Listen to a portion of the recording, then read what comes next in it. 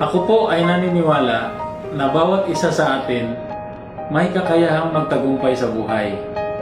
Ano man ang pangarap mo, maging sino ka man, mayaman ka man o mahirap, basta ang mahalaga, sinusubukan mo yung mga bagay na gusto mong makamit sa buhay. Yan ang pamantayan ko noon pa man para masinso at magkaroon ng komportableng buhay.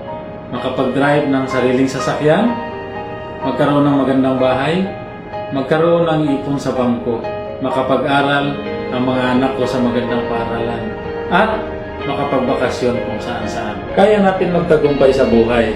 Hindi madali, pero posible. Gaya ng aking kwento, alam ko maraming paraan para masinso.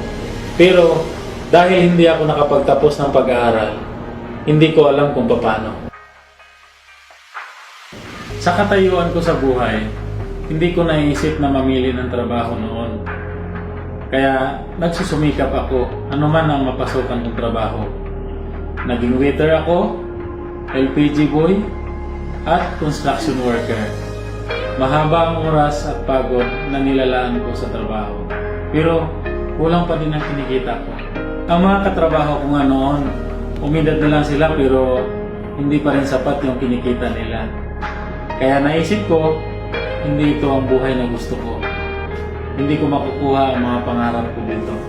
Kaya naman, ipinagpasa Diyos ko ang kapalaran ko at lumuwas ako ng Maynila. Bit-bit ang pangarap ko na mabago ang aking buhay. Akala ko naging madali lang lahat, pero hindi. Naghanap ako ng trabaho at napasok naman ako sa pagiging gasoline boy. Nainitan, napagod, kung minsan napapagalitan kahit hindi ko kasalanan. Noon masaya na ako sa mga bariyang natatanggap ko. Pero madalas, ang naririnig ko na lang, thank you. Pero okay lang yun sa akin. Kahit pa paano, nabawas-bawasan yung pagod ko. Pero magaling talaga ang Diyos.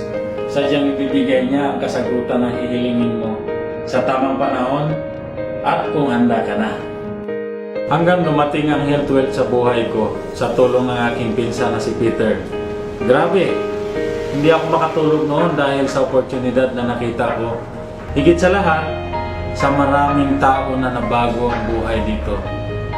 Gustong-gusto kong gawa ng paraan, ngunit nising ko wala ako. Tapos inisip ko ulit kung ano ba ang unang dahilan kung bakit ba ako nandito. Oo nga pala, para sa pamilya ko, tutuparin ko ang pangarap ko. Basta ang kailangan mo lang naman ay meron kang paghuhugutan ng lakas, ng inspirasyon. Higit sa lahat, kailangan mong mangarap. Kaya naman, hindi ko na pinatagal. Ginawan ko na agad ng paraan. Dahil, yun naman talaga ang unang mong dapat gawin. Kailangan mo lang simulan. Sa Healthwell International Corporation, nararamdaman ko na dito matutupad ang pangarap ko. Noong una, hindi naging madali. Marami din akong pinagdaanan. Pero, ang dami ko rin natutunan. Sa Healthwell, lahat ng pawis, pagod at sakripisyo mo, sulit. Asahan mo may resulta ka. Resulta ang hindi ko nakita sa pagsasaka ng aking ama o sa pagbuo ng bahay ng iba. Sa Healthwell, napatunayan kong hindi hadlang ang edukasyon para makuha mo ang lahat ng pangarap at gusto mo. Masaya ako na ibabahagi ang istorya ng buhay at pangarap ko. Istoryang binuo at patuloy na binubuo ng Healthwell International Corporation. Sinong mag-aakala, pati yung pangarap ng iba, magiging kasama ka din sa pagbuo nito. Nakakatulong ka na, bit-bit mo pa ang respeto nila. Basta maging positibo ka lang lagi. Ang mga taong nagtatyaga at nagsusumikap, ang mga hindi natatakot sumubok, sila yung nagtatagumpay. Sabi nga nila, the winner always believes that failure never makes him quit.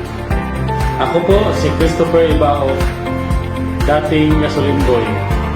Nangarap, nagsumikap, lahat tinupad ng Healthwell International Corporation. Ikaw, ano ang health wealth story mo?